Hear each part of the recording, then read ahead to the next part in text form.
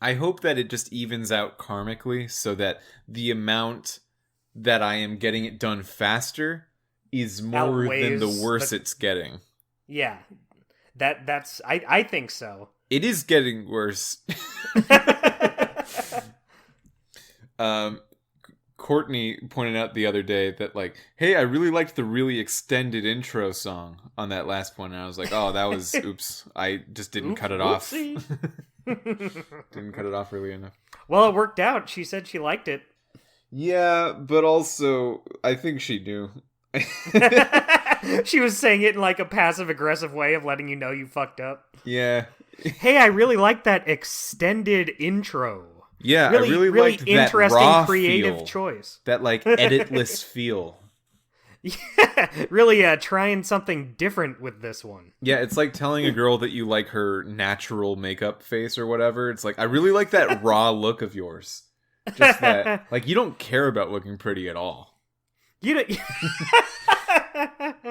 you go out there and you don't care what anyone says about you. You're so above things like class or hygiene or showers or fashion. And she's like, oh, Yeah. For us, that's, man, this podcast doesn't care about winning any awards. It's just doing it for the art. This podcast is kind of its own thing. It's a little bit of a niche taste.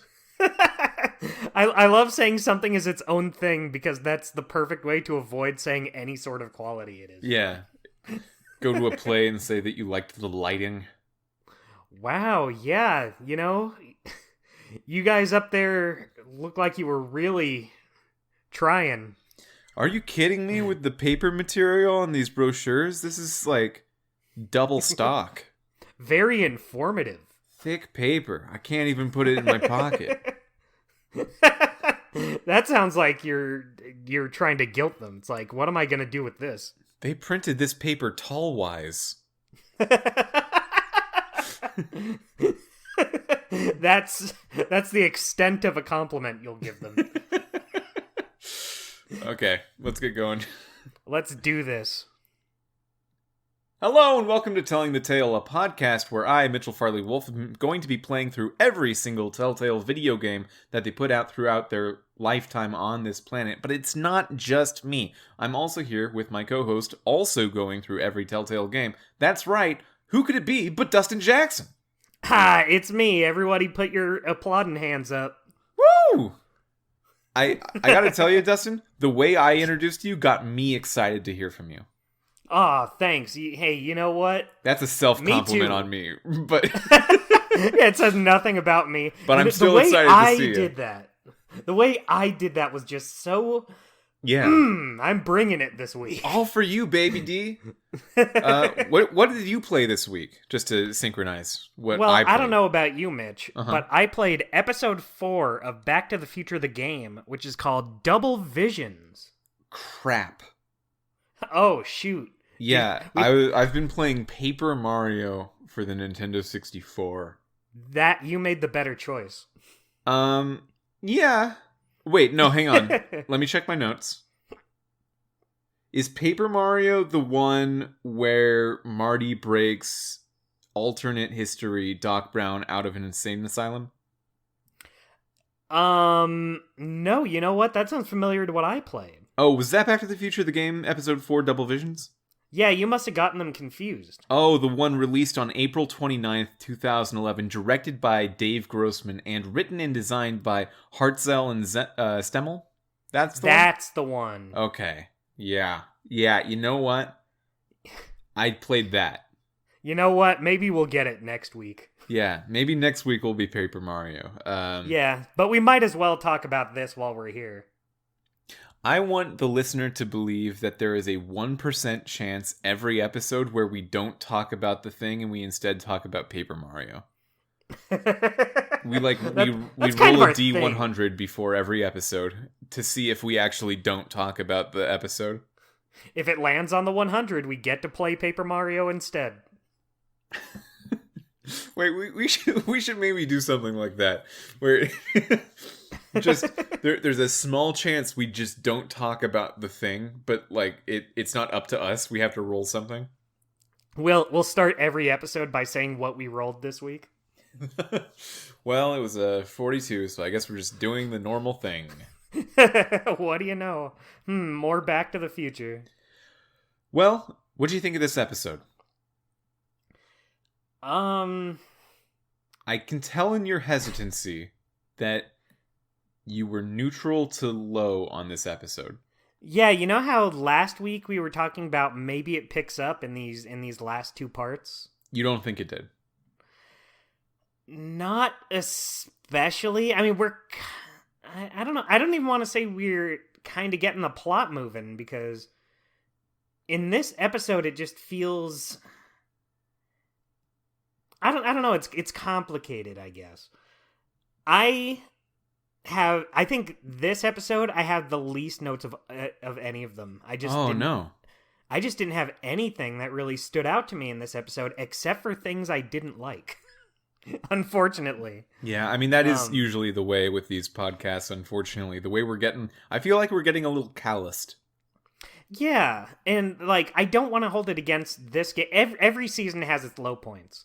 And I just feel like this episode, there was a lot of meandering, not a whole lot going on. You go back to the 1930s again. So the episode starts out with us rescuing Doc Brown from Citizen Plus, the Citizen Plus program. Yeah. Marty wakes up. He has been thrown into this Citizen Plus camp. And sorry, actually, let me go back a bit. Okay. I should ask how you felt about this episode. You asked me so graciously, and I was just like, I didn't love it. Let's get into the episode. But I forgot to ask you what your thoughts were. So, a couple years ago, I was listening to the Easy Allies podcast, and they Off were... to a good start. Yeah, right? A couple years ago, on a different podcast, they were reviewing a game, or talking about a game that had recently come out. And it was like a game that they didn't like very much. That as a game, you could tell that there were some serious problems with it, according to them. But it was set in space, so they were like, "Yeah, you know what? I got to have a space adventure, and I think there were problems with it, but like, I can't have a space adventure otherwise." Yeah. I can't have a space adventure without playing a video game, because I'm not an astronaut. I don't get to have my own space adventures like that Elon Musk character. So, yeah, I mean, like, it wasn't great, but I got to have a space adventure. And that's a little bit how I'm feeling. I am hesitant to say about every episode of this podcast. Because sometimes it really does rise above. But even sometimes in Sam and Max, I'm like, well, maybe that wasn't like the best one, but I got to have a mystery game. You know, I got to be a detective for a second. And this one, even in Moai Better Blues, the low point of the Sam and Max series, I would say overall, even if it wasn't very good, I still had a good enough time just because I love Sam and Max. Mm-hmm. Totally. And with this game, I do like Doc, and I like Marty, and I like Hill Valley. I think they're cool things and places and people. So there's a little bit of that going on here. I liked seeing the plot move forward in this episode. You were saying you didn't think that would be a good way to describe what happened. I actually would say that. I don't know. It did feel to me a little bit like it's picking up in this episode, especially at the beginning with that scene where Marty was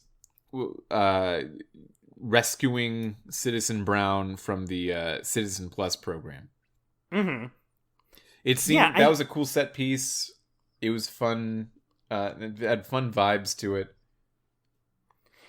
I kind of agree with you. Like, it started out and it had me thinking things were gonna pick up, but then like after that, when you go back to the 30s, to me it just kind of felt like it didn't.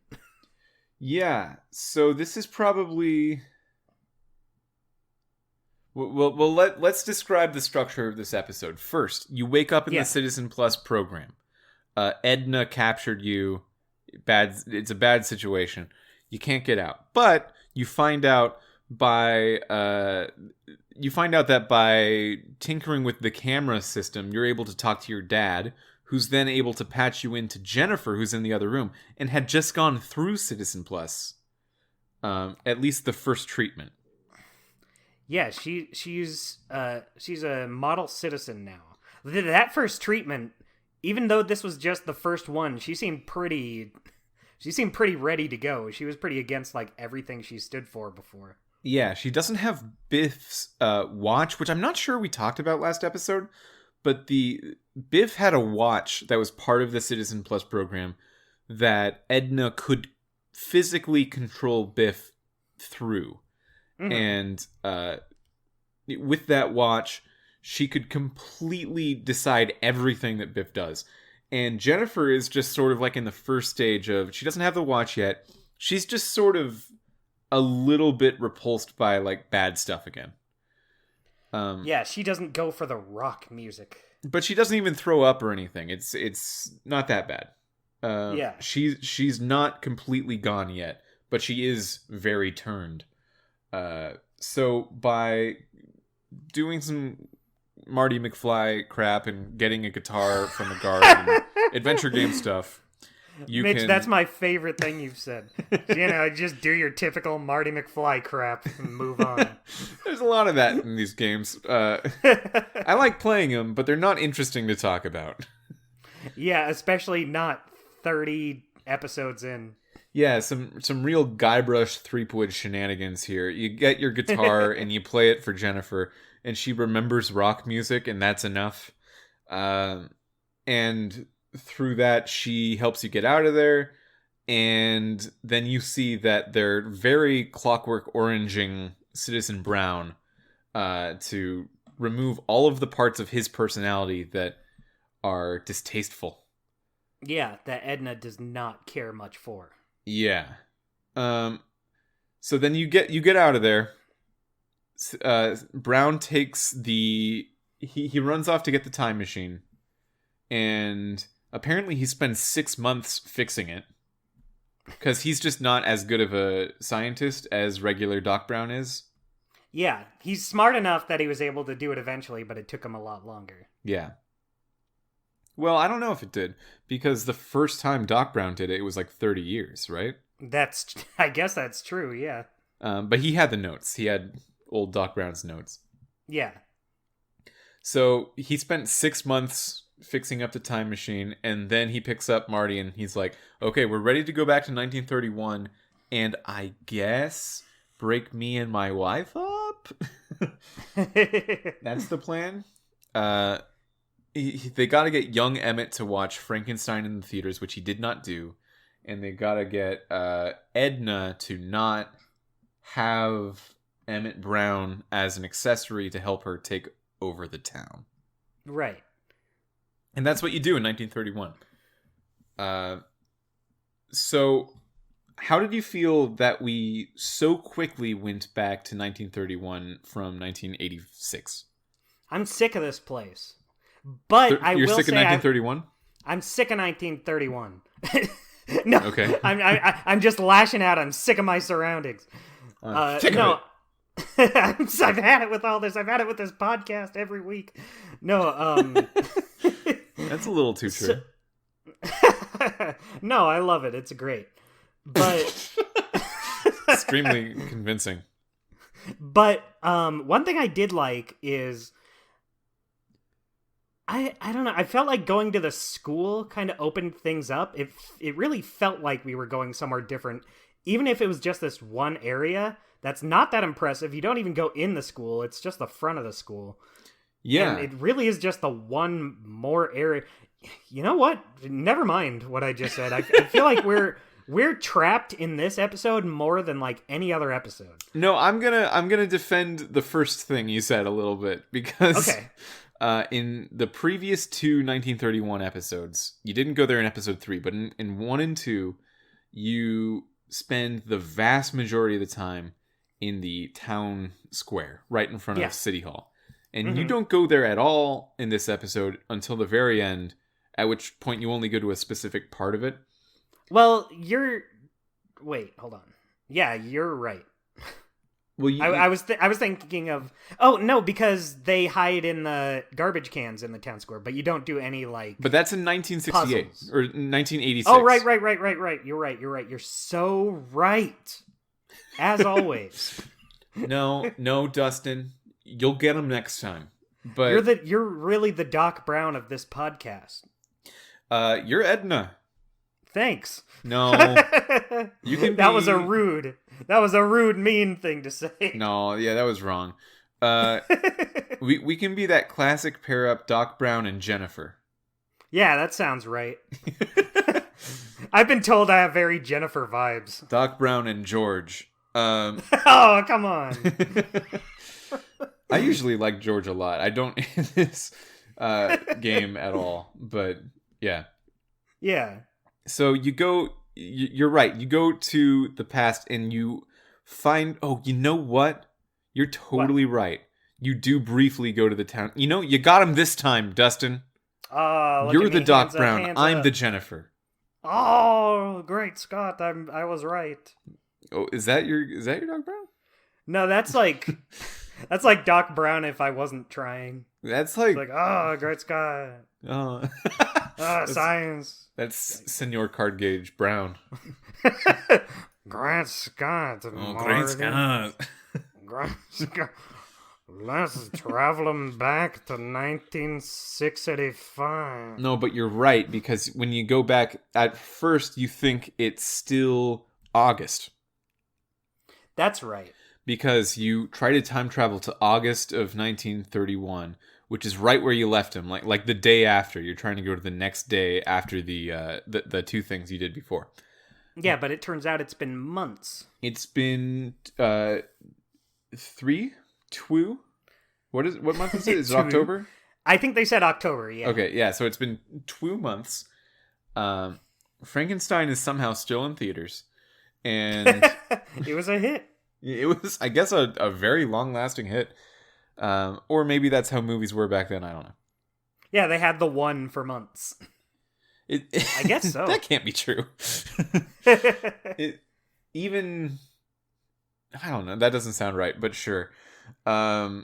So they find out that the DeLorean's time circuits are on the fritz, and depending on how far back you jump or how far forward you jump, you'll get a growing error of at least a couple days in either direction. Mm-hmm. If you're just trying to do a minute, you might end up 6 hours in the past, which Doc Brown accidentally does a couple times throughout the episode. What a Butterfingers.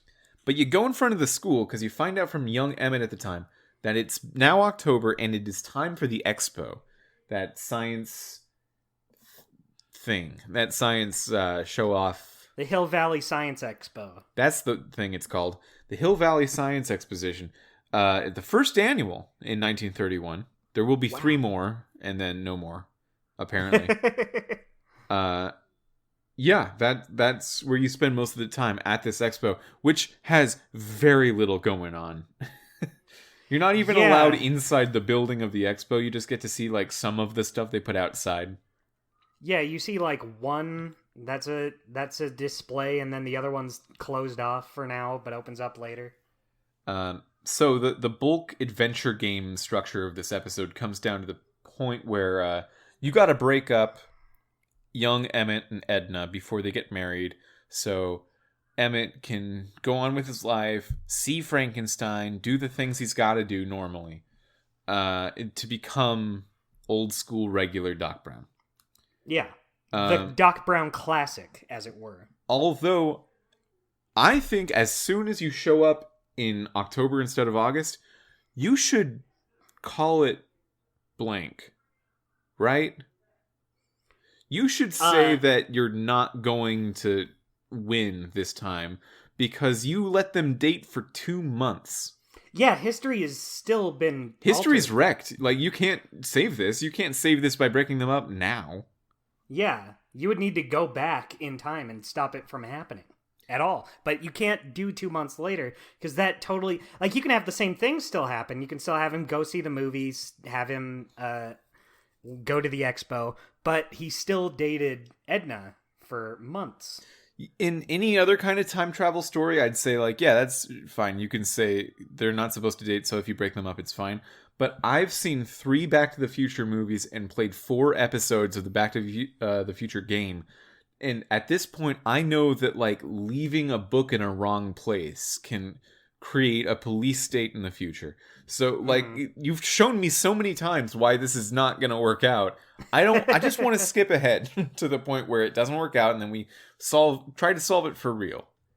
I don't want to maybe it's good that I'm feeling this right now because there's only 1 episode of the game, which is the entire rest of the series left. There's no more Back to the Future stuff after this. I would assume in the last chapter, shit would start, moving a little more. Like, really wow me. Yeah, really, I just want that pizzazz. I just want that jazz. That's what it is. That's what this game's missing is pizzazz. It just feels like every episode is just... Like, this episode in particular is when I started feeling like I'm just doing the same. I'm going back and forth. There really isn't anything that exciting happening. And I really don't like a couple puzzles in this episode. Like, there's 2 in particular where I was like, I hate that. Yeah, let's talk about those. And it's for the same reason as both. But yes, let's get into them, my good friend. So, in order to break up Emmett, you ask Edna what she likes about him, and she is somehow clear enough of mind to know exactly to the dot the 3 things that would make her break up with him. The 3 things I'm looking for right off the bat. She knows what she wants in a man. I know it's about her, so she would know, but like I don't think anyone knows themselves that well. Yeah, I mean, maybe she's thought about it before. Maybe she's like really into meditation. We don't see that side of Edna very often. Yeah, we only see the negatives. We don't quite see the positives. There's 3 things. First, he cleans up really nicely, so he looks good in his suit. Specifically, she's given him her grandfather's suit. Now, this is 1931, so her grandfather's wedding suit, this probably happened in like the 1870s, 1880s, something like that. Yeah. Somehow the suit looks like a regular modern suit. Yeah, it's very spiffy and white. Yeah, I mean, like, it doesn't look modern to now exactly. It looks modern to the 80s, though. And it's already 1931, so that it should be 100 years old, and it doesn't. I don't know. It looks fine. Yeah, this suit's been passed down. Yeah, good. He cleans up well. Yeah. I guess you can make the argument that men's formal wear just doesn't change that much, which is true, but it still changes some. Yeah. Anyway, so that's the first thing. He looks good in this suit. Second thing, he's very faithful to her. This is because he doesn't have other options.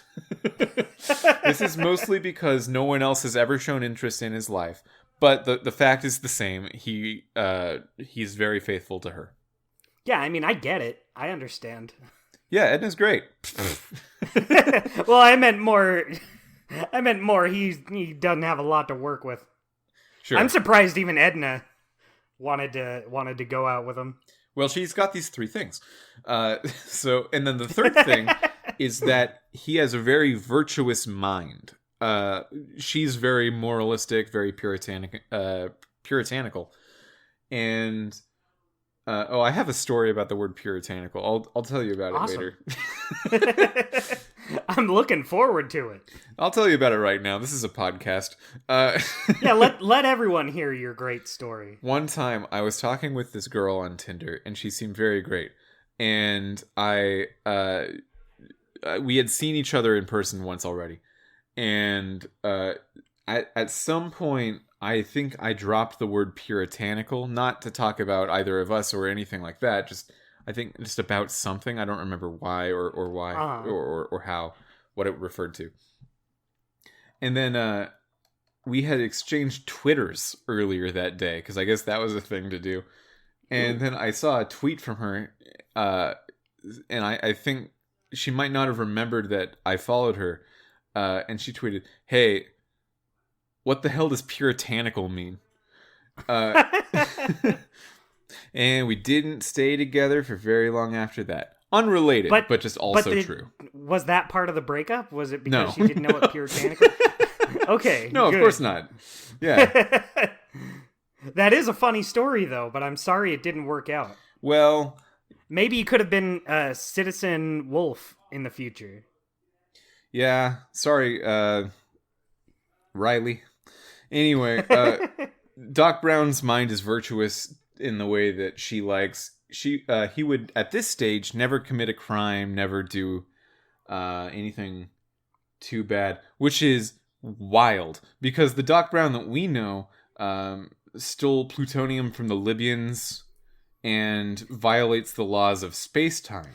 So, yeah. I don't know when it went weird with him, but I guess it was sometime in between 1931 and 1955. Yeah, he becomes less ethical as he gets more into science. Maybe he had a weird World War II. That's true. You never know how those things turn out. Do you think he served? No. He's the right age for it. I guess that's true. Would he be drafted? I think we would have heard about it if he had been drafted in World War II. But that just doesn't seem like something that, like, ties into his personality at all. And he's never brought it up. But I guess he's never really had any reason to bring it up either, so maybe. Yeah, I mean, he would probably science himself an excuse for why he can't serve. That's true. Oh, it's the darndest thing. He's German. Was there like a heritage exemption? Oh, maybe. That, like, you got German blood in you. We don't want you... Well, no, I don't think it was like that. I think it was more like I'd feel very conflicted fighting my ancestral home or something. I don't know. Oh, so they let him not do it because of that? I mean, I don't know. I don't know how that works. This is quite a conversation, trying to figure out why Doc Brown would not have served in World War II. Yeah, you can probably tell from the tone of our voices. Neither of us have ever served. We don't know how it works. I don't know how Army works. Yeah, I don't know how Navy. I don't know Air Force or any of that. But if his mind was so virtuous, he would have served, right? So maybe it was between... If he didn't serve, then his mind had to have changed between 1931 and 1941. That's where it all started. That's what led him down a road of crime. There's a decade period in there where, even without Edna, he just... You know, maybe it was Frankenstein. Maybe it was all just Frankenstein, where Frankenstein... The scientist in Frankenstein, who is a weird role model, by the way. I don't think we've talked about that yet. That's true. That's not someone to look up to. Yeah, he's not a good guy. Inspired Doc Brown to get into science because it worked out so well for Frankenstein. Uh-huh. And yeah, maybe that was just the thing that changed his mind. I don't know. Yeah, maybe he got drafted, but then he made an invisibility potion. So he's like, they can't draft an invisible man. They cannot draft what they cannot see. He sneaks behind their backs and he goes tee-hee-hee. So in the correct reality, the thing that Doc Brown entered into the expo was his rocket car thing. But right. In this reality, the thing that he enters into the expo, because he gave up with the rocket car, is a mind-reading device that barely works. Yeah. That what it actually does is sense whether the person with basically an EEG, but he doesn't call it that because I guess it's too early for that to exist. It's an EEG that you put on your head, and you're shown a bunch of stimulus, and you can tell whether the person is having a good experience or a bad experience looking at those stimuli. I did a lot of this in college. Ooh, interesting. So you can relate here. I can relate a little bit. I wore an EEG for probably a combined 10 hours throughout college, which is not a long time for like most activities, but if you think about what it is, it's a lot. 10 hours of wearing a helmet and having your thoughts analyzed.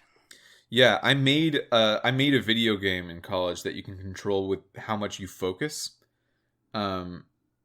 Like it connected to your brain, and if you focus more, you can light up more lights on a board. And ooh, yeah, that's just some things. So he's doing that, and basically you're looking at pictures of things that are supposed to be traditionally, according to Edna, I suppose, positive or negative.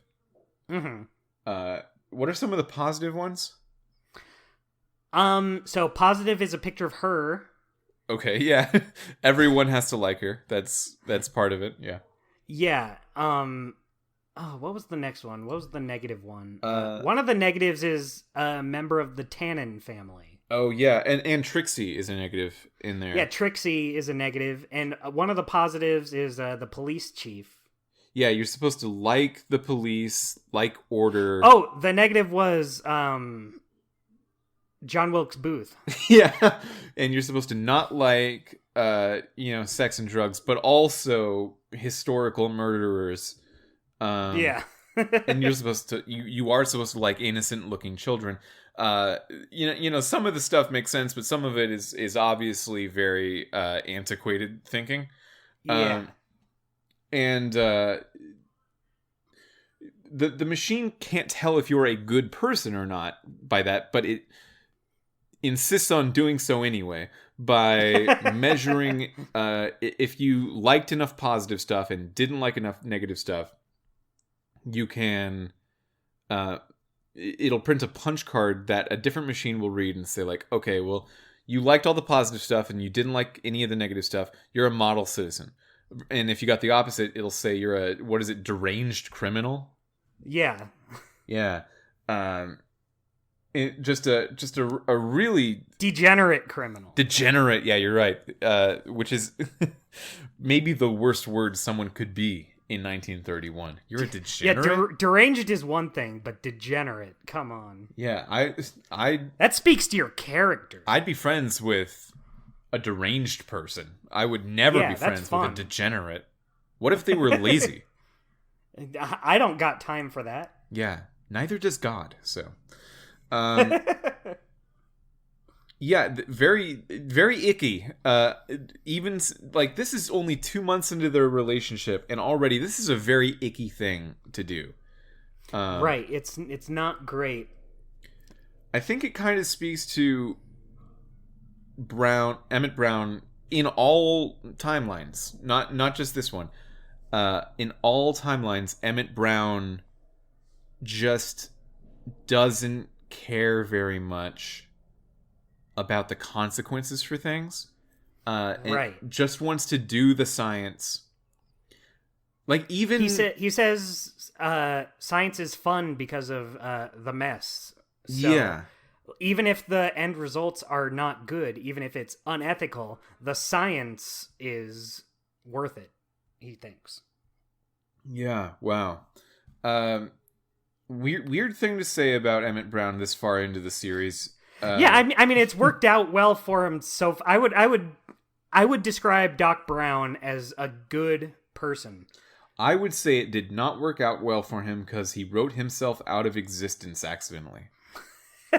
That's true. Whoops. Yeah. Well, who hasn't, you know? Marty, I guess. And I don't know why that's true. I don't know why. Yeah, it works out every time. They were saying something in this episode when Citizen Brown was talking about fixing up the DeLorean. He was saying Marty can't help him because proximity to the time machine when it's active or something like that makes you entangled to that time wave. I guess. Yeah, I don't know exactly, but I'm not a scientist.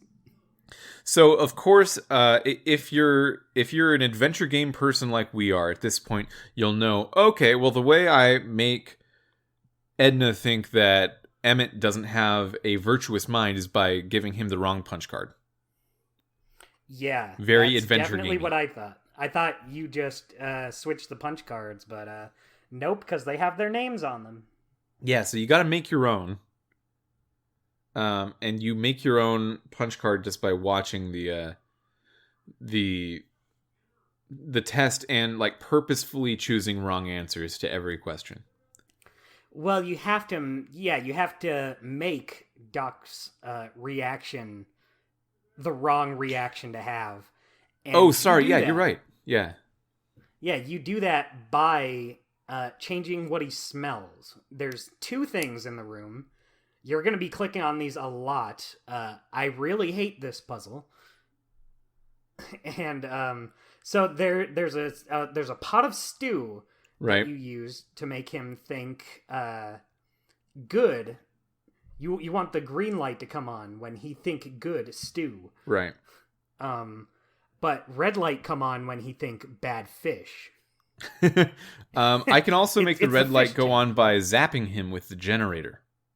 Oh, I didn't know you could do that. I just went back and forth between the two.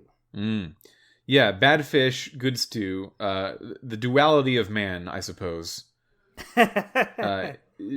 Because he's wearing the helmet. I forgot that was the case. He wears the helmet, Yeah.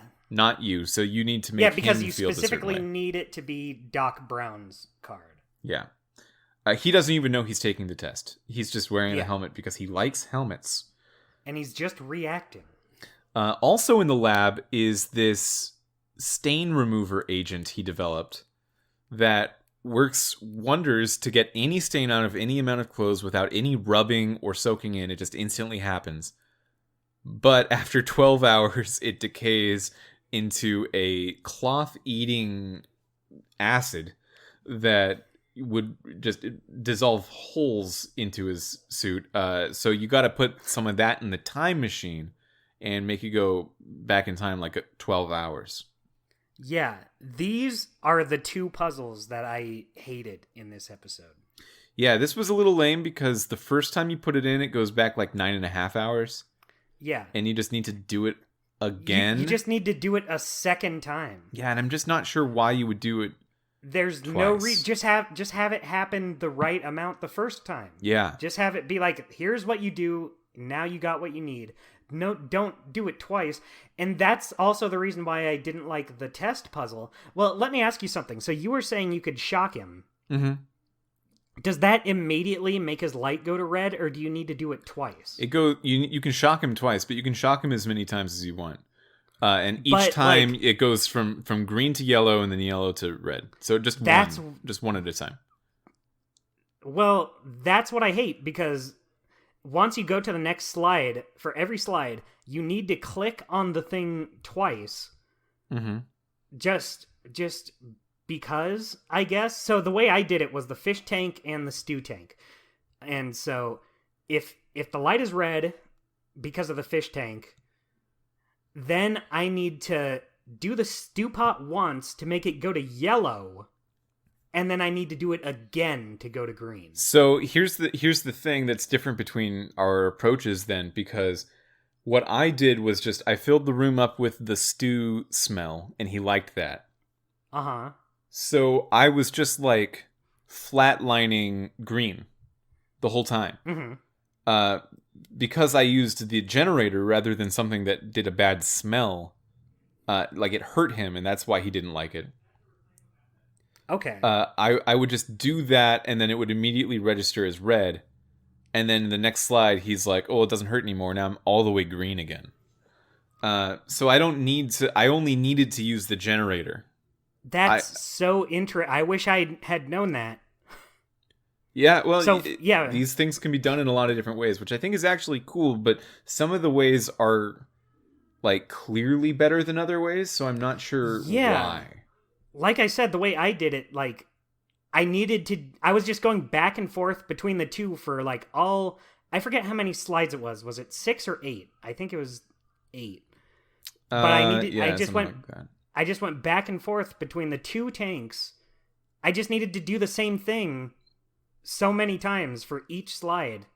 So 8 times, and I needed to click on each one twice, and each time I get a little unskippable cutscene And like every time I changed the slide, I get an unskippable cutscene. It was maddening. And this was the part where my game froze. So I had to do this part twice. I was telling my good friend Mitch here how after this, my game froze and I needed to go back. It sent me back to the school and I needed to do this whole thing with the test twice. Yeah, so that's so annoying. Yeah, it was annoying enough the first time, but doing it the second time is when I was like, I don't like the way this puzzle is done. Yeah, we've talked about this before, that we're entering the era where, and this really doesn't end, unfortunately, but Telltale starts to become known for having just a lot of crashes and bugs in their games that make it through, unfortunately. Yeah, I didn't have any up until now. Well, any based on the game. Well, besides CSI. I can't forget CSI. Yeah, CSI, we definitely did that. I haven't had... you know what? I did have a glitch in Back to the Future, but it was a UI glitch, so I just was able to save and quit the game, and I went back in, and it barely it wasn't too impacted bad. anything. Yeah, but that's versus the entire rest of the catalog that we've played so far, which there have been none in. Yeah, I didn't have any issues up until now. So let's talk about the other two ways you can piss off Edna. So the suit, you use that dissolve thing on the suit. That's pretty clear. So then the last bit is how Emmett is faithful to Edna, and Emmett is always going to be faithful to Edna at this time period. But what you can do is trick Edna into thinking that Trixie Trotter and Emmett had a fling. Yeah. And, like, this one isn't, like, bafflingly bad. It's just kind of uninteresting. It's just your standard, get me these items I need. Yeah. Yeah. And, like, what else is there to really say about it? It's just your typical adventure game puzzle. Bring items to this person, and then you can progress. Yeah, she says, if you bring me a fur, a diamond, and a photo album of Emmett from when he was young... she can do some stuff. And it turns out what she does is says, take back your fur and take back your diamond. And throws it at him. And then also she's really like, I have this baby picture of you. Oh yeah, she makes Edna think it's his baby. Yeah. Oh yeah. Jr. Yeah, that's how it goes. That's good. I think that's a good. Trixie's only down to do this to Edna because Edna got her fired from being Techni, Muse of Progress, at the expo. She's cosplaying as Techni, Muse of Progress, who looks sort of like a cross between like Apollo in Greek mythology and R2-D2. I really liked how much Trixie liked being Techni, Muse of Progress. That was fun. Yeah, I was great. I was happy to see Trixie show up again. Finally, a fun character. Yeah, we're still kind of pretending that we don't think Trixie is Marty's grandma. Right. I thought this was going to be a whole thing, and maybe it is next episode, but because you have to get Artie McFly to fire her. Yeah. So I thought that was going to throw their relationship in a whole jam. And I'll be honest, I kind of hope it doesn't. I just keep it on the Doc stuff for now. I don't need another whole time thing in the last episode. Oh, you know there's going to be one. Yeah. I got enough shit to worry about. I don't know. I think on the last episode, I encouraged the game to get a little you want jump. More to happen? I want more. Yeah, I want anything to happen. I want them to jump around to all kinds of different time periods. I want some time travel. Make up for in this just time being travel in like game. the same. Make up for being in the same two time periods. That it's so baffling to me. You have an episodic series about time travel, about Back to the Future. Yeah. And you just... I think it was too concerned with trying to be like the movies. Because in a movie, they wouldn't jump around to like time period to time period. But you're in a game. You're in an episodic adventure game. You can do that. Well, you say they wouldn't, but I they guess, do all the time. In like yeah, episode in the second movie, they jump around with a lot of frequency. They jump I guess around that's true. from There's the present, the past, and the future. yeah. In this, there's pretty much just the 80s and the 30s. Yeah, we were talking about it before, how we thought like every episode was going to be a different time period. Yeah. And yeah, I feel like that would have maybe got a little too jumbled for the story, maybe. At least the story they're going for, obviously. But I don't know, it would have been more interesting. I'm done with the 30s.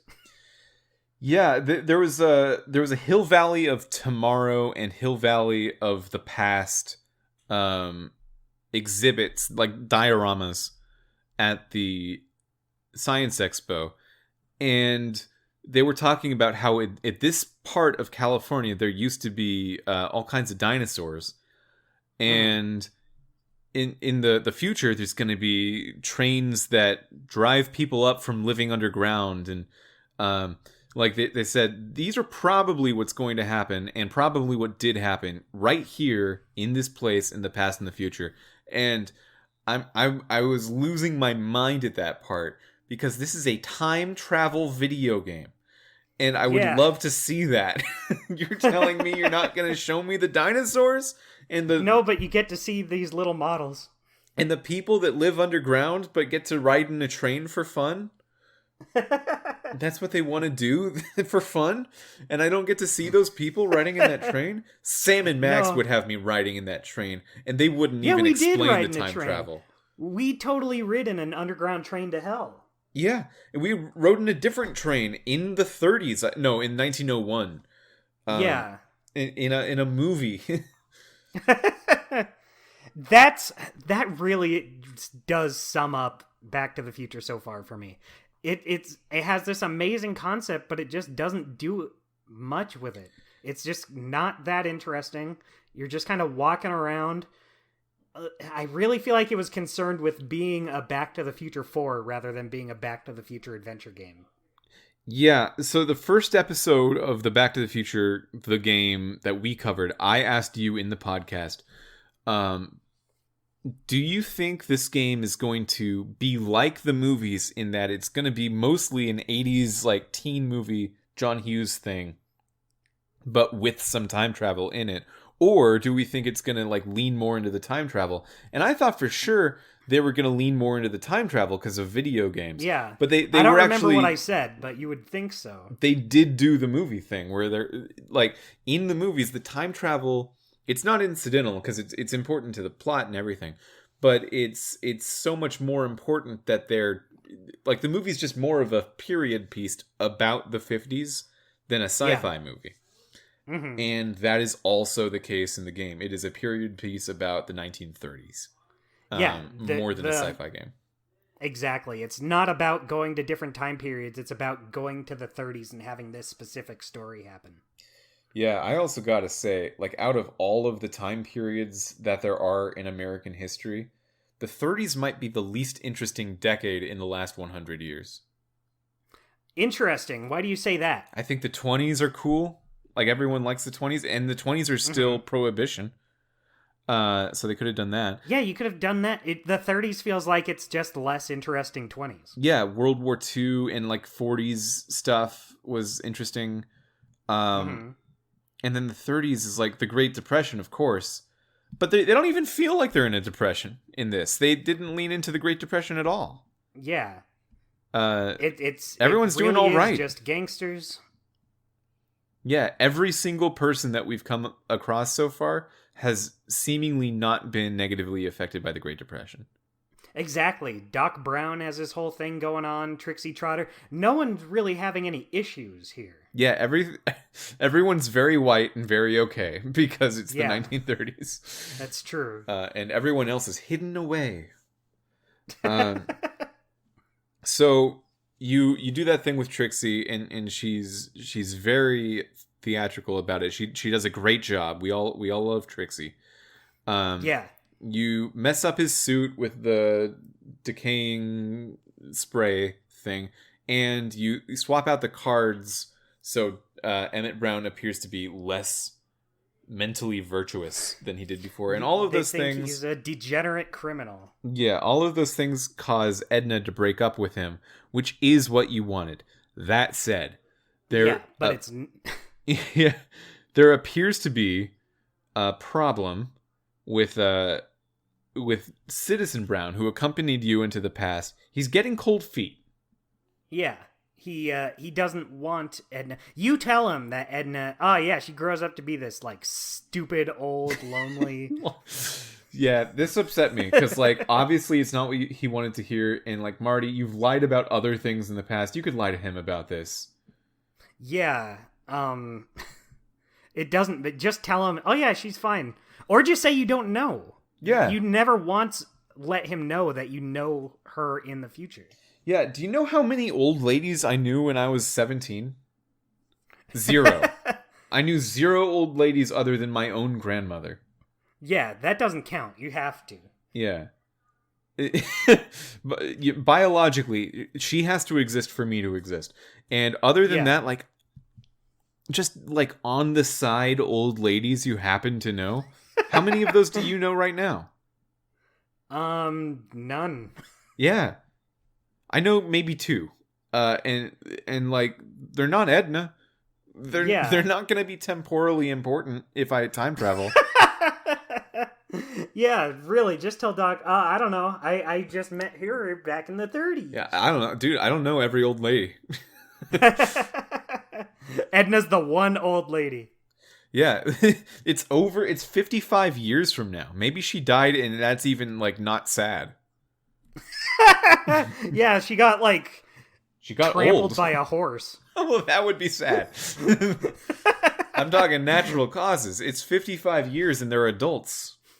She was naturally trampled by a horse. That is, yeah, it can be a pretty natural cause depending on where you live in the world, I suppose. She just reached that age. Like in a stable, if you live in a stable. Old that's age just the way it means works. Trampled by horse. That's just how they put it nicely, is old age.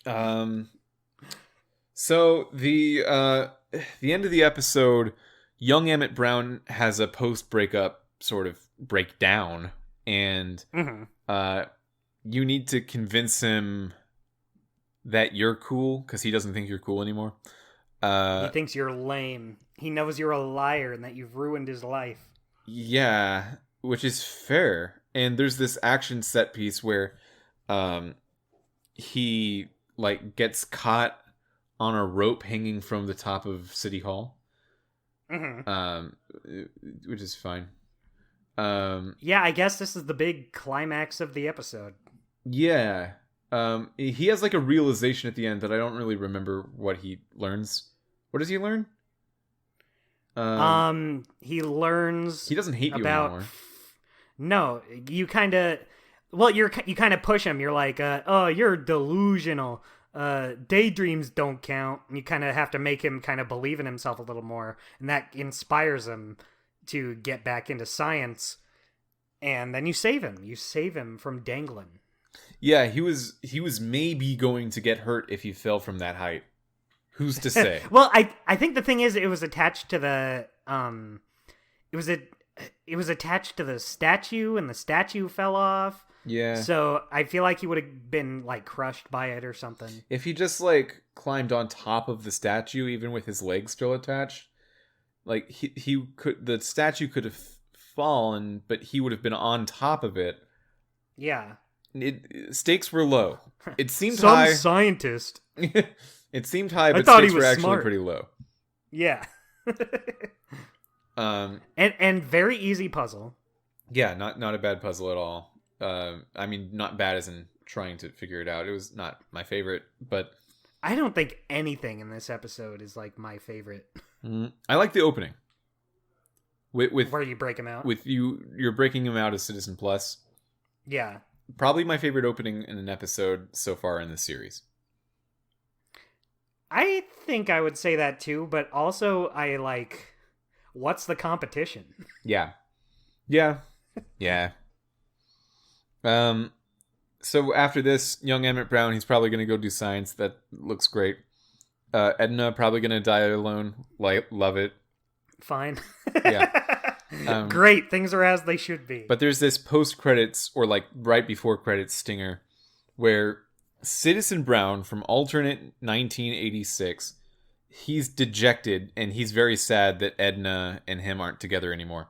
So he picked up young Edna in the DeLorean, and he's like scheming with her against Marty to try to figure out how they can take him down before he changes the past for good.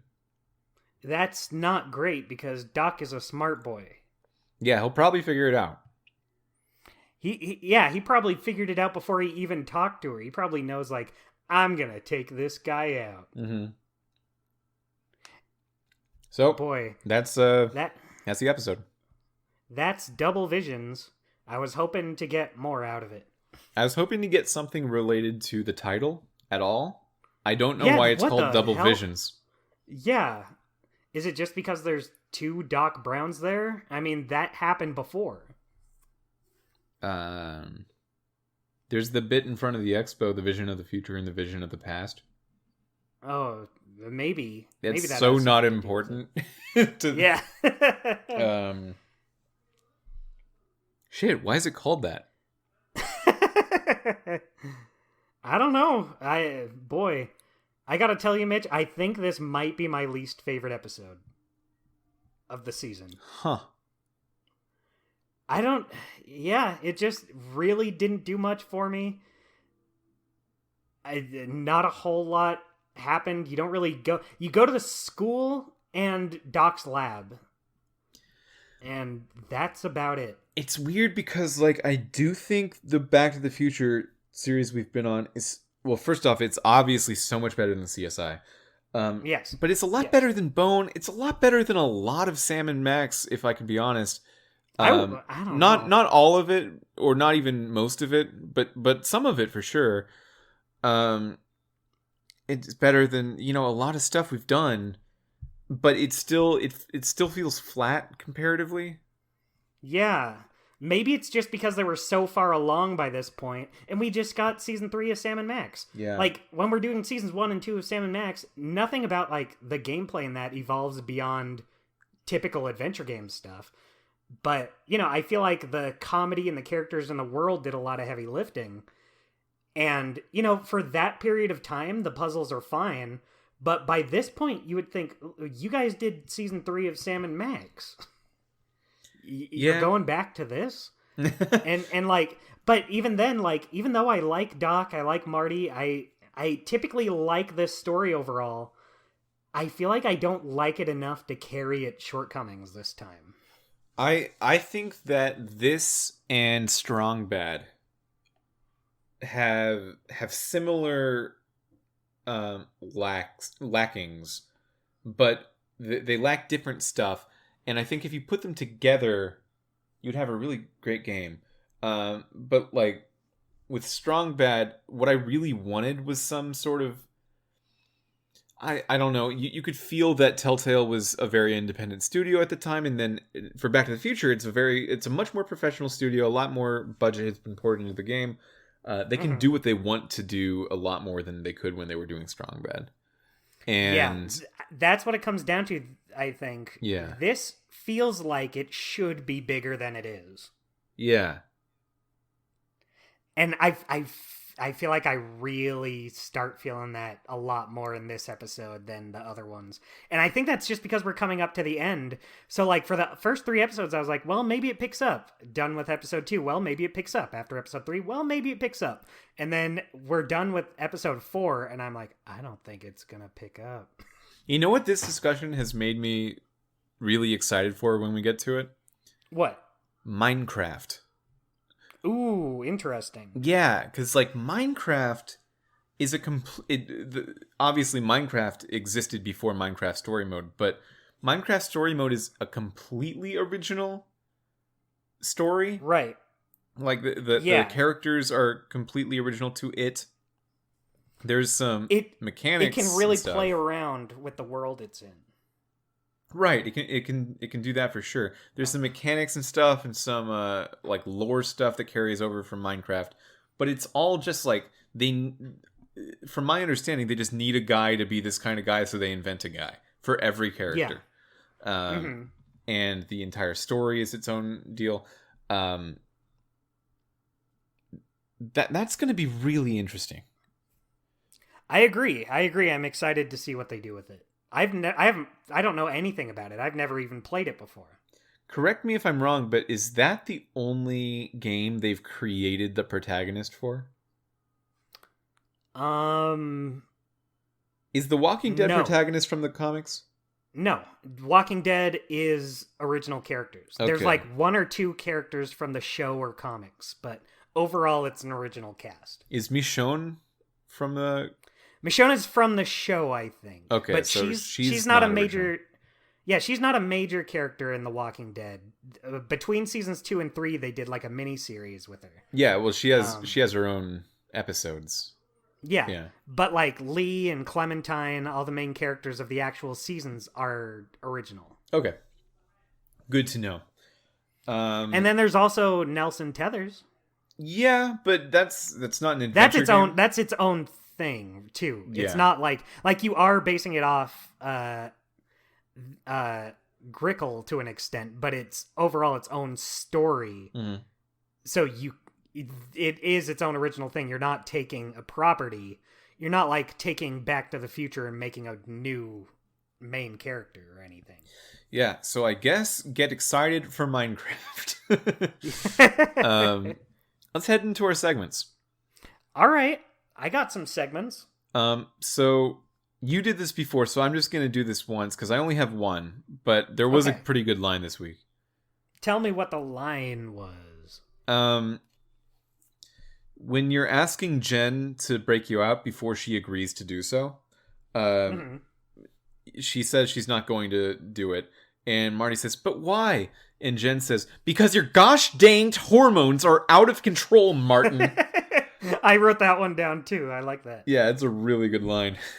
Your gosh danged hormones. And the actress delivers it so well. She's you can tell she's quite a bit older than she's supposed to be by a decade or two, just because of the nature of when the movies came out versus when the games came out. But she really does a good job. I think so too. Yeah. I did notice it when she was talking, but she does do a good job. And at the end of the day, that's the most important thing. Your gosh danged hormones, Martin. She really sells it. I really thought that she thought his gosh danged hormones were out of control. Yeah. Okay, so real segments though. Potent pickups. What was your potent pickup this episode? My potent pickup this episode were the algae cakes. Mine too. Because you can give them to everyone. I did not know that. Yeah, you can give them to everyone. And like one of the achievements on the Xbox version is giving them to everyone and getting their reaction and giving them all green teeth. Oh, that's awesome. I only gave it to one person the whole time. Wow. Which was young Emmett, and it makes him... I did too. During the personality test, it makes him dislike what he's experiencing. That helps for that too. Yeah. Okay, I guess I gave that puzzle a little... Maybe I should give it a little more credit in that there's various ways to do it. The way I did it was just the worst way to do it. Fair. Yeah, but I kept thinking like the whole episode, man, what are these algae cakes going to be for? Yeah, they're just for fun. They're just for fun, I guess. A red herring. Yeah, I don't know if that's a good idea to have in an adventure game. I don't know like this where there's so little like width to explore, I think it's probably fine.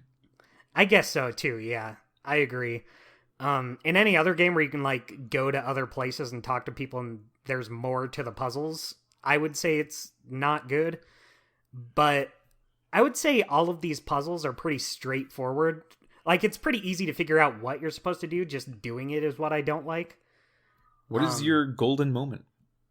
I guess the opening is like the one part where I was like, oh, this is going to be exciting. We're going to be like on the run. Yeah. We're going to have other shit to do. But nope, we just go back to the 30s and stop and break up a couple. Yeah, I maybe should have put that. What I wrote instead was young Emmett dissolving after his breakup, just having a real bad time and just Mm-hmm. experiencing his own Great Depression in 1931. By Oh, what a tie-in. Yeah, I'm one of those highbrow artists. Um, he's sitting up on the roof of the city hall, looking like he's gonna jump, and then he's like, "No, I just come up here to think. I'm not gonna jump." Stupid. Stupid! You thought I was gonna jump after a You're breakup? you're stupid, Callahan.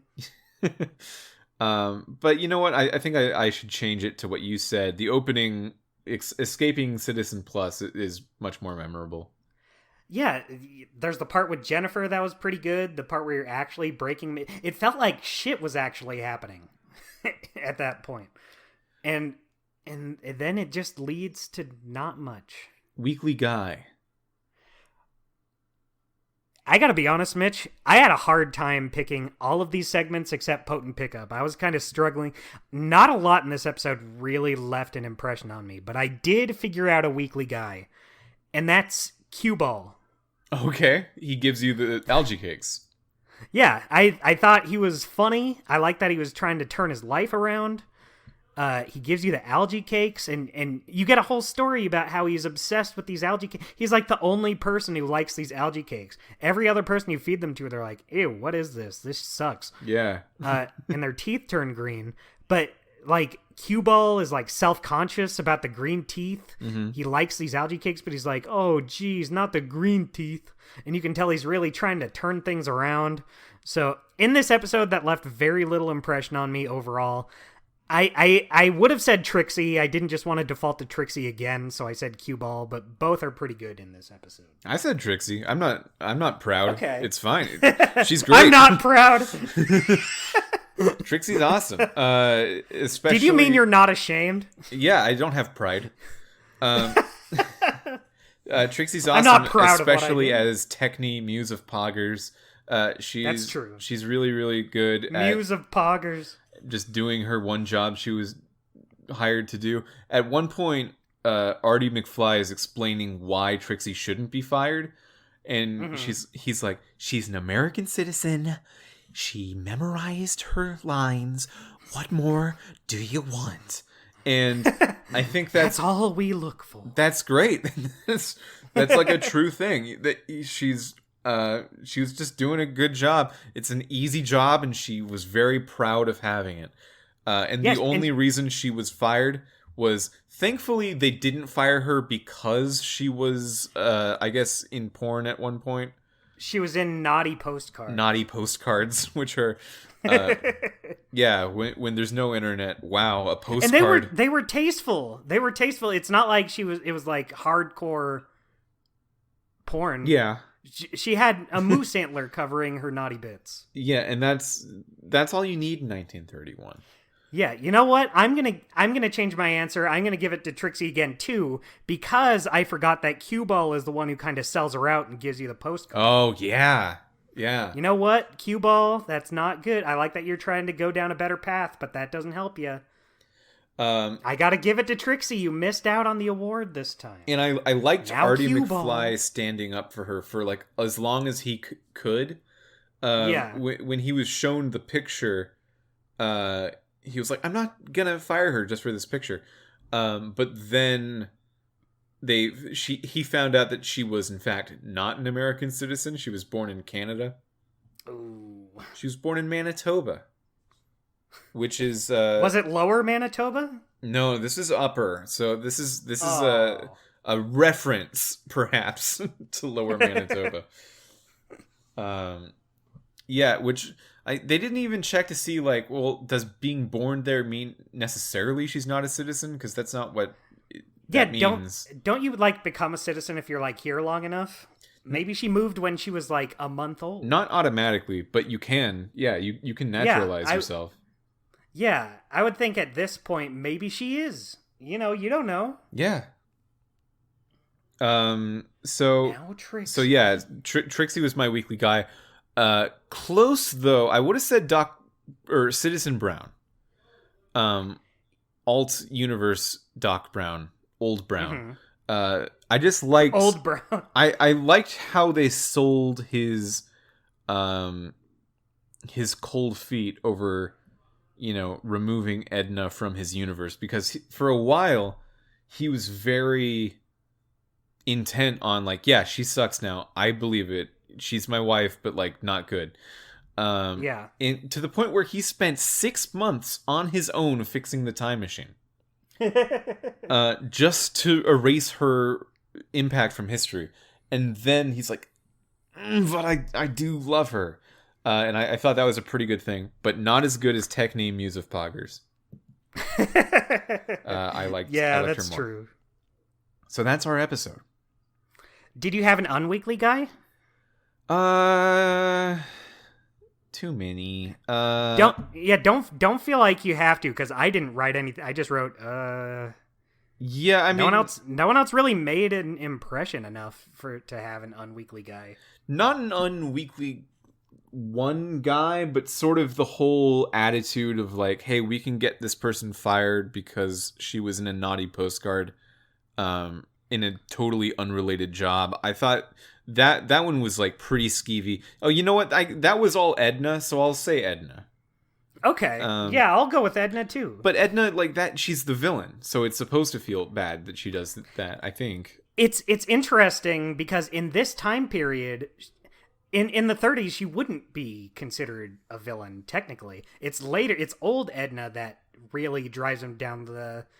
She's the really megalomaniacal villain. Back here, Edna sucks, but she's just, she's normal. She's fine. I think they're trying to make the point that, like, Edna, even though she grows into her insanity and how much she wants to push her own justifications for not great things, they're trying to make the case like, no, she was always kind of this way, though. She always had these morals that she was very strictly adherent to and didn't bend, was not flexible in any kind of way around them. And just because she didn't have the power or technology to enforce that on a police state level yet doesn't mean that she didn't get there. I guess that's true. Yeah. The intentions were always there. The means just weren't. Yeah. All right. I'll give it to Edna. I mean, Edna's a pretty interesting three-dimensional villain. I will give this series that for sure. I really like... Yeah. Especially considering, like, all the villains that there were in Sam and Max are all kind of just, like... They're typical very, cartoon villain. Yeah, they're great, but they're not interesting on like a psychological level. They're just like, hey, I'm a bad guy, so I'm gonna like they're villains that work for Sam and Max, and then this villain works for Back to the Future. Yeah. And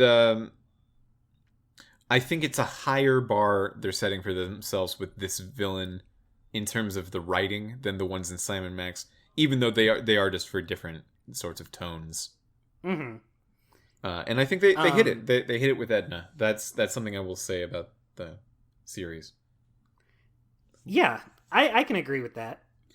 I will say what I've said every time and have been a little disappointed by every time, which is that I'm very excited for the next episode. Yeah, I mean, this is their last chance, so I'm gonna... Their last chance. It really is their last chance. It's the last... They don't get to do more Back to the Future after this. Yeah, not only Telltale's time with Back to the Future, but Back to the Future as a whole is done after this next episode. Yeah, and it's so weird because I don't necessarily think as a story in Back to the Future, I don't think it's bad. I guess just as a player playing a game, I'm not into it. But like if this were like a movie Back to the Future 4, I'd be into it. I'd want to see where it's going. I'd like to see I'd be into all this shit going down. It's just as a story where we're forced, or as a game where we're forced to do these not great puzzles. Yeah. We're forced to wander around these not that interesting environments. I mean, I don't even want to blame the environments. I just feel like it's... I don't know. Maybe it's just the potential for a game that's there that's not fully realized. But if this were a movie, I would be totally fine with it. Well, if this were like an official Back to the Future 4 movie. You know what's similar in the way that you explained that is the fact that the game that we're going to cover right after this, which is also the game that Telltale made right after this, is Jurassic Park. And that is also a game that picks up after, I think, a trilogy? I think it picks up after the original trilogy. I'm not 100% certain on that. Okay. But I know it came out between the original trilogy and World. Yeah.